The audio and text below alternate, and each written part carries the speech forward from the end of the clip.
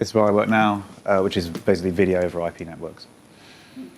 The talk is based, it's more, I'd go as far as to say it's an adaptation. It's an adaptation of this book, Where Wizards Stay Up Late, by Matthew Lyon, who's sadly no longer with us, and Katie Hefner. It's fantastic. I've read it a couple of times. I go back to it time and time again. And the reason this talk came about is there was so much in here that I thought related to my practice and kind of related to things that I care about in technology. So, if one takeaway from the talk is great book, really recommend it. The first thing that I really learned from this, and I think this is not just for CD, this is for sort of all technology practice, is that there has to be vision. There has to be something that kind of frames what you're doing and kind of makes sense of it. It's got to be the purpose that kind of binds people together to do the work. If you want to get a lot of people to kind of come together in some sort of common endeavour, there's got to be something, a compelling story behind that for doing it.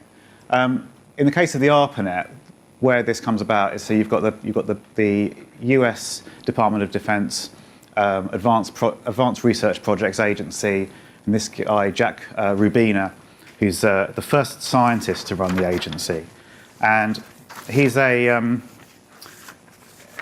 the book what Hefner and Lyon say, he has a relaxed management style and a decentralized structure, and those are two things that actually that's what the ARPANET and then the internet was. It created an environment where there weren't there were protocols, but they weren't hard and fast. You must do this, you must do that.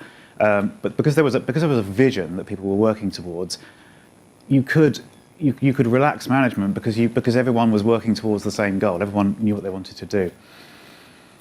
He, in 1961, found that he had a massive, expensive computer. The kind of computer that has these beautiful artists' illustrations of it. This is an IBM 4020 military computer. It's absolutely huge. I think this is the storage there. The top right is the CPU. That's I/O there. So he had this massive computer. It's sitting in Santa Monica in California, and he needs somebody to run it, somebody to manage the sort of contract with IBM to actually be able to get something useful out of it. And he also, at the same time, is trying to set up this behavioural research project. And he finds the ideal person to come in and actually look after both of these in the form of JCR Licklider. And Licklider is really the visionary of the ARPANET. Let me just go to my notes.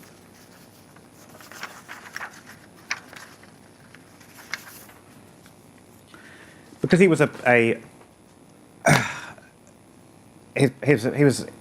he wasn't a computer scientist by training, because computer science was an emerging discipline. So he brought an awful lot of stuff to do with sort of research in the humanities to bear on this. And he could see that in the future computers had the potential to act as extensions of human beings, as tools that could amplify human intelligence and extend our analytical powers. And the role that he took by coming into ARPA, by being brought into ARPA, was to be able to bring both the computing power that they had at their disposal and this interest in behavioural science together to do something new. And he created the conditions that would lead to the program that created the ARPANET. So there was created this visionary environment. I think it's very telling that when Licklider came to ARPA, the part of the agency he came to, when it started, it was called the Command and Control Research Group. By the time he left, a couple of years later, it was called the Information Processing Techniques Office. And that just tells you everything you need to know about somebody who wants to create an environment where things can thrive. So Licklider leaves, and into ARPA comes Bob Taylor. Bob Taylor, in this environment where there was vision about using computers to amplify human ability, to do far more than just act as kind of sort of brute force and sort of number crunchers, came Bob Taylor. And he had a very specific purpose. So Bob Taylor, sitting in ARPA, he's got at least three computer systems available to him. He's got the big IBM 4020, also known as Q32, sitting in Santa Monica. University of California, Berkeley, there's a big system there as well, and up at MIT there's another one. Now, to use all three of these computers, for the UC Berkeley one, he's got a Model 33 teletype. For the Q32, he's got, I think it's a Model 36 teletype. And for the MIT one, he's got an an IBM typewriter that's been adapted to basically turn it into a teletype. And he has to have these 3 physical machines sitting in his office. He has to learn different ways of using them. They all have different operating environments, different logon procedures. And he thinks to himself, why do I have to do this? Why can these computers not be made to talk to each other? And that's the seed, that's the itch that needed to be scratched that brought about the ARPANET and then eventually the internet that we know today. Now, this wasn't something that he kind of, this didn't sort of come sort of sui generis. There was work going on to look at the way that computers could be linked together and what that might look like. There's 2 pieces of work going on at the same time that come to the same conclusion. There's Paul Barron at RAND. Now, Paul Barron's concern was not about enhancing human experience and sort of joining communities of knowledge together. His concern was the survival of a nuclear war. His concern was how can communications infrastructure deal with things being knocked out. So he came up with this idea that it needs to be distributed. There needs to be not one single central point. At the same time, in Britain, you've got Donald Watts Davis, who comes up with the same idea, and they both come up with this idea of splitting messages into smaller packets. It's Davis who coins the term packets, and then packet switching. But the idea being that, as we know, the way that TCP/IP networks work, the way the internet works, is you split the message into small pieces, you send it off across the network. It might go across the network along different routes, and finally arrive at its destination, not necessarily in the form that it was sent, but the other end will assemble it back into the right state, and it will work. So there's this work going on, and all this work informs the birth of the ARPANET. However, and I think this is something that anyone who's been involved in moving an organisation from sort of big bang releases or a sort of traditional way of doing software delivery would have met this. The incumbents, the people who owned the current way of doing things, had absolutely no interest in this whatsoever. So the way that Hefner and Lyon put this, AT&T said, sending data in small parcels seemed about as logical as sending oil down a pipeline 1 cupful at a time. And they also had what Edward de Bono, has anyone heard of Edward de Bono's intelligence trap? The intelligence trap is great. I've been accused of this myself, and it's a real kind of humbling thing when somebody says, that is the intelligence trap. Is that you think you know a subject so well that you are kind of blind to you're blind to the things that you don't know, and somebody you kind of think, oh, you're not going to know about this. You use that intelligence to sort of further entrench your view of like, no, that couldn't work, and the reason it couldn't work is this. It's like, there's no way that you could put these things on VMs. They have to stay on physical servers. There's no way this could run on containers. It's got to be on a VM. Or there's no way we could release during hours when people are using the machines because of this. And it's those kind of our ability, when you have expertise in an area or where you're in a position of authority in an area, to kind of reiterate your sort of incumbent position is a dangerous thing. It's certainly something that I've been guilty of. And this is what AT&T did. They were just not interested. So why would we want to have anything to do with this? They had a position that was something they didn't want to cede. They didn't want to cede control of the US phone network. And it wasn't just AT&T that had, were not kind of that sort of hot on this idea of building this computer network. After the project to start building the ARPANET had got going, there was a meeting in 1967 now in Ann Arbor, Michigan, and Bob Taylor, who the guy running the information processing techniques office, had got all the people involved together. He got Larry Roberts, the program manager, and said, okay, where are we on this? What's happening with this ARPANET project? And he said, well, we're going to need to get all of the different research institutes' computers. They're all going to have to connect together. They're all going to have to talk to each other, and you're going to need resources on those machines to be devoted to running this network routing software. And people were having none of it. They were just like, there's no way we're going to. So first of all, we have the problem of how do we connect these. This is the swinging 60s. How do we get these different multicolour computers to talk to each other? They're all running different operating systems, they're running different programming languages, and we can't afford to give up our precious computing resources to running this kind of experiment. And why would I want to if I've got a computer, why would I want to connect it to somebody else's anyway? Again, it's just like, what's the point? So this was spinning its wheels. It wasn't happening. Trying to solve this massive problem of how do you join all these things together wasn't working. And then Wes Clarke, who is credited with being the sort of the inventor of the first kind of truly sort of personal computer, the first computer that you can actually use interactively. He passed a note to a fellow conference attendee and said, "You've got the network inside out." And what he meant here was, the problem you should be trying to solve here is not how do you link all these computers together, but how do you create a network that you could then connect those computers to? And it's a brilliant strategy when you have an apparently large intractable problem to deal with. You split the problem space and say, okay, well, let's see if there's a simpler problem we can solve. And the way he addressed this problem, the way he looked to solve this problem, was to say, don't try and connect all these computers together. Create a subnet. Create a subnet of identical machines and get those to all connect together. And then make the problem of connecting those machines to the hosts at the various different research sites, make that the problem of the individual research sites. It's taking advantage of Conway's law and saying, actually, let's make a virtue of the fact that you're distributed in these different places and you're doing all these different things, and we'll solve this much smaller problem.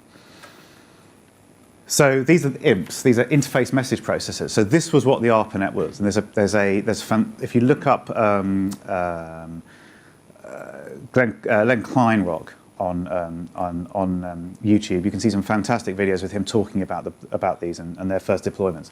Go back to my areas. So these machines, they were responsible for all of the intercommunication bits, so all of the sending and receiving of data, checking for errors, retransmission, and so forth. They took that burden off the host, so the hosts could be left to be these research computers that the universities had paid for and expected to be able to use, and all they had to do was make them connect to the IMPs. So the project, the commission to build these IMPs and get them deployed and to start bringing the ARPANET to life, it went out to tender, and this firm, Bolt, Barnack and Newman in Cambridge, Massachusetts, won the contract to do this. They used commodity computers. They used a ruggedized Honeywell computer to actually be the base for it, but then they wrote all the software and did all the mods to make the IMPs. The network, the original ARPANET network was considered it was going to be 4 nodes. There are 4 nodes, and this is where, as I'm sure you've all read from the brief, there's audience participation. So this is where I need some volunteers. So is there anyone here who's particularly good with networks? Anyone? No, none of you go that far down the stack. I should. You're good with networks. Fantastic. Okay, so it's good to. Fortunately, there's not too much effort involved in this. It's a very simple networking protocol that we're going to use. But I do need some volunteers. I need some volunteers, and they're all going to be. Let's say north is that way, so that's east. West is over here. So let's have west over here. I need some volunteers. I need a volunteer to take delivery of the UCLA computer. So this is a Sigma 7. And I need somebody over here who can be University of California, Los Angeles. Fantastic. There you are, sir. Thank you very much. So there you are. And this is for you to be able to connect to your IMP when that arrives. Okay, fantastic. You can be Utah, because you're just the right place for Utah. So let me give you Utah. Utah is a PDP-10. You get some CPU, some storage, and things like that. There you are. Fantastic. Thank you very much. Staying over this side of the room, I need somebody to be the Stanford Research Institute. Who could look after Stanford Research Institute? Fantastic. Thank you very much. And I saw a hand go up there. You, sir, can be University of California, Santa Barbara, and for that you get an IBM System 360. There you are. Fantastic. Thank you very much. Wonderful. So now we've got the four first nodes of the ARPANET are out there. We've got research students working on what's called the host to IMP protocol, or the host to IMP implementation. The protocol is common, but you've got to actually build an implementation of it. You've got to get the IMPs to talk to these. The next lesson that we take from the ARPANET, so we've talked about purpose and we've talked about vision. From the first day of the ARPANET, they were interested in measurement. Now, who's ever had to kind of retrofit measuring and instrumentation to software? Yeah, it's a lot of fun, isn't it? Who's ever had to try and explain to a business or ask a business what do you want to measure? What change do you want to see? Yeah, exactly, right. So it's so fundamental, so important. And getting it in place is something that before they'd even when the ARPANET was still at the at this sort of idea stage, they were thinking, how do we tell whether this thing's working? The first imp, the imp that went to UCLA, went there because at the UCLA was a ARPA-funded network measurement center. So before they had a network, they had a network measurement center, and it was there that Len Kleinrock, who'd been, before networks existed, he'd already written a dissertation describing analytical models for computing networks, for communication networks. In 1961, he published a report at MIT that analysed the problems of data flow in networks. So it's thinking about how things can go wrong. It's thinking about robustness before you even build the thing. And it's rather than this being something that you kind of tack on at the end. It's rather than sort of trying to inspect quality in or make these kind of what are sometimes called non-functional requirements, sort of things that we probably should think about the thing staying up. It's making those kind of first-class citizens, which I think is wonderful. So UCLA is where the first imp goes. So we've already got our Sigma 7 computer there. So now we can connect the imp to it. So I shall give you. In fact, sir, you're right next door to the Sigma 7. Could you connect that to the Sigma 7, please? And you should have the wherewithal to do that there. Thank you very much. So that's great. So we've now got the UCLA host talking to its imp, but you can't do a great deal with that. You need another node in the network in order to be able to start doing some start testing this thing. And this is exactly what they did. They tested in production. So the fourth lesson is testing in production. So once UCLA was up, SRI. Who had SRI? Fantastic. So SRI was the first. So I need, madam, could you take this imp and connect it to SRI's host? So you might need to move around it. Have you connected together? Yeah, fantastic. Brilliant, fantastic. So now we're going to connect SRI and UCLA together. It's a different colour string because it's a different protocol. So if I give you that end of that, could you connect that to your imp, please? There you are. Ah, very good question. So that's the host. So it doesn't matter. We're not that level. We haven't got that level of historical accuracy. But if you, madam, could connect that to the imp, I'll give you a bit of sticky for that. Oh, there we are. Fantastic. So now UCLA can now talk to SRI. So once they sponsored them, this is the first thing they did. And I urge you to watch the Lyon Kleinrock video on YouTube about this because it's absolutely wonderful. Interestingly, he says at the other end, SRI wasn't a Scientific Data Systems 940. He says it was a PDP machine. But I'm going on what Hefner and Lyon say, so one of them's wrong. So they connected the two together. They had it all set up, and they basically set it up to do remote login. That was the first thing they tried to do. So they're on the phone from one end to the other. OK, typing L. Have you got an L? Yes, I've got an L. Great. OK. Typing O. Have you got an O? Yes, we've got an O. OK. Typing G. I haven't got G. The computer's just crashed. And I love this. I love this because it is exactly, in the keynote this morning, we heard what I think is the best description of a unit test I've ever heard, which is it is testing that the software is behaving in the way that I intended it to behave. It's such a kind of small, sort of bounded thing that and it does tell you useful things and it is foundational, but it doesn't tell you about a whole heap of other stuff. And what had happened is the receiving computer, so the Scientific Data Systems computer here, was clever. As soon as it saw the LO, it goes, GIN, of course, it's complete. I'll send you the GIN and you'll be done. Of course, it crashes this. But the way Kleinrock describes this is he said, actually, it meant that the first utterance on the internet was low, as in lo and behold, which I think is just beautiful. So we then get the next node in that, which is Santa Barbara. So I will give Santa Barbara Santa Barbara's up there. I'll give Santa Barbara an imp. There we are. And I will, at this point, I'll just dispense with the string, but you kind of get the idea. So now we have the imp up there. I'm going to connect. In fact, no, let's not dispense with the string. It's too much like fun. So let's. If I can get a sticky, I think you've got sticky there. So let's connect the SRI. Who was that? You were SRI, weren't you? So can we connect one end of you, and we'll go and connect you up to connect you over to Santa Barbara.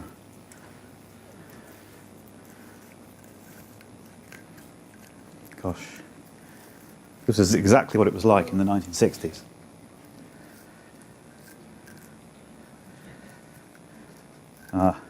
Here we are. Is your site prepared to receive the incoming line? I wonder. Wonderful, wonderful, wonderful. I think we've got enough here. So I'm hoping. There you are. Fantastic. So you're now on the ARPANET, which is wonderful.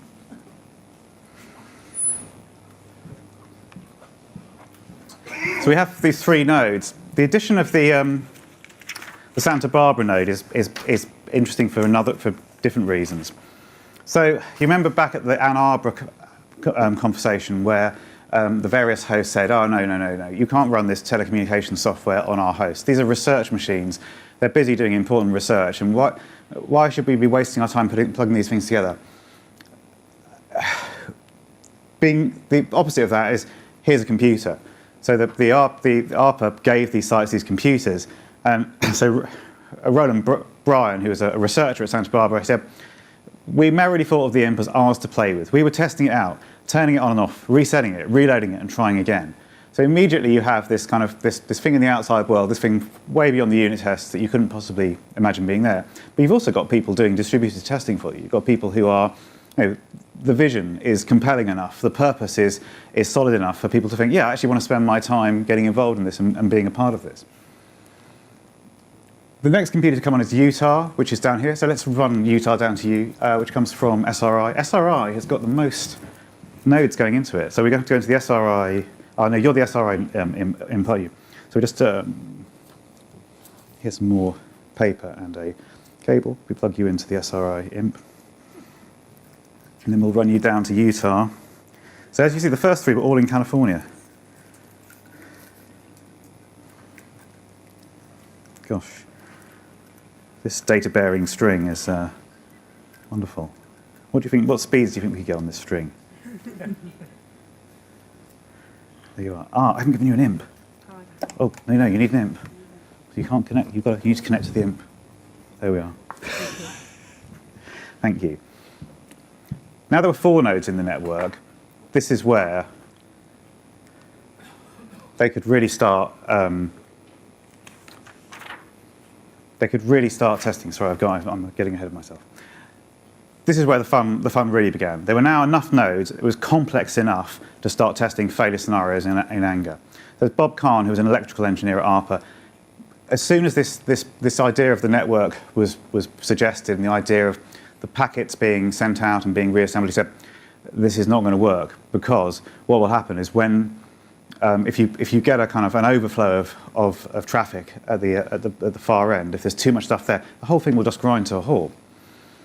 And it's exactly what happened. As soon as they had 4 nodes, they started running various different test scenarios for it. They tried different packet sizes, different frequencies, with a deliberate attempt of forcing the network into catatonia. And there's a fantastic quote that comes from Dave Walden, who was one of the BBN engineers. He says, "I was driven to learn as much as I could, as fast as I could." It was like, we've got this fantastic setup of infrastructure, we've got all this string and all these bits of cardboard, and we're able to run all this code. So it's absolutely wonderful.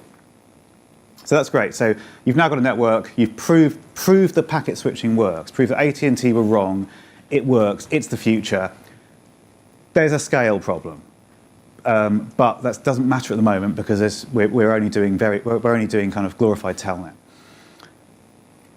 What happens next that's interesting, and this is the next lesson, is building in health checks and being able to respond to them.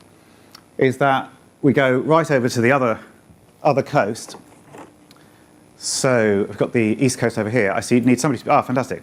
So you can be Bennett, Bolt and Newark, and you have the imp which is going to connect into, I will spare you the string, but connects into, I think it was Rand had an imp there. But by the spring of 1970, the network looked like this.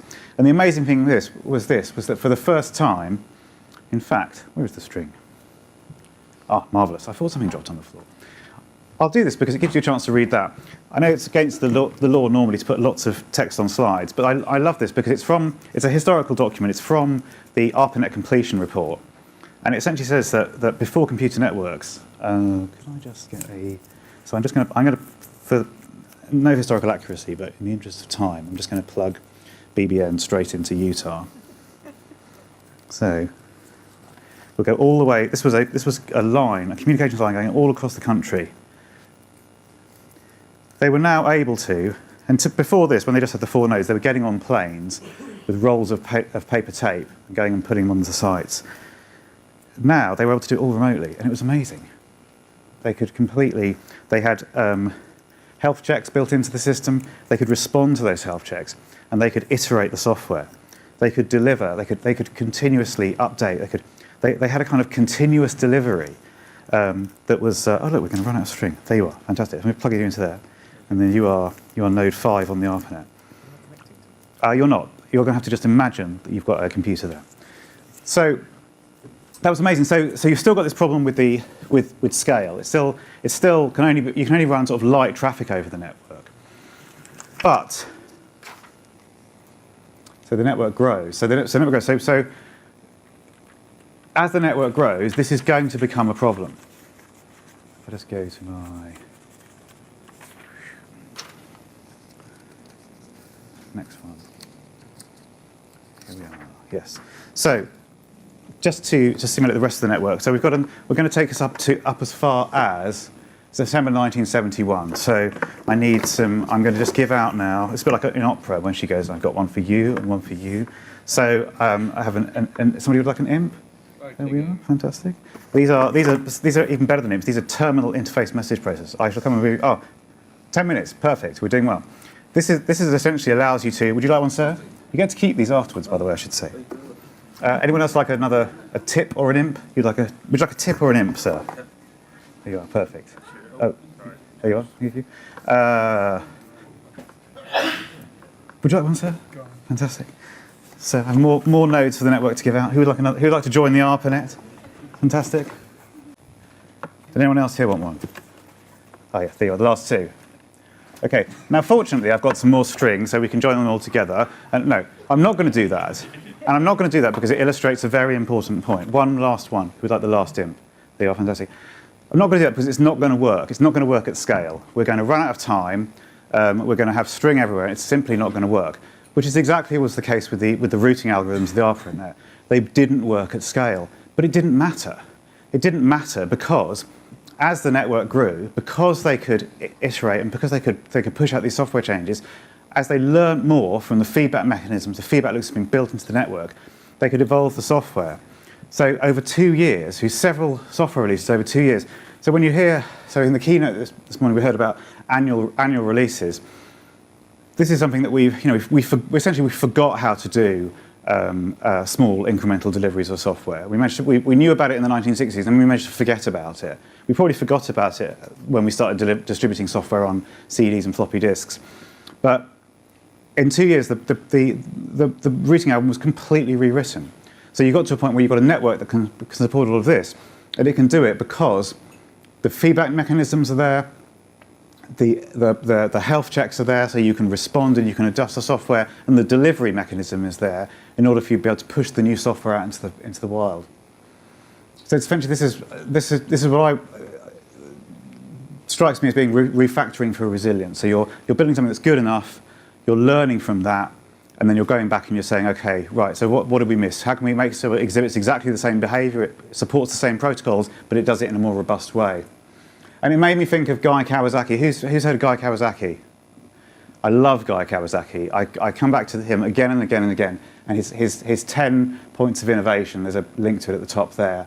He's got two patterns that go side by side. One is called "Don't worry, be crappy," which essentially means don't worry about getting it right first time. But you can only don't worry, be crappy if you then churn, baby churn, which means you constantly iterate and improve it.